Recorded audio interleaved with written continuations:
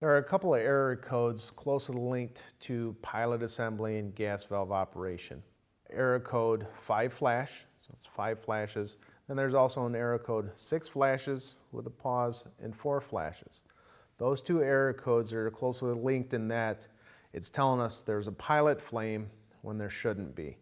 The power vent and power direct vent water heaters have what we call an intermittent pilot operation, and the pilot is only on during a call for heat, fan should be running, and the pilot comes on just before the main burner. But with those two error codes, 5 flash, or what I call a 6-4 flash, it's telling us a pilot is there when it should not be. First and foremost, it's a visual inspection. Looking through the sight glass window on the side of the combustion chamber, if you can see a flame and there's no call for heat, or in some cases even if it's turned off and the pilot flame is still there, we're likely looking at a pilot assembly and or a gas valve.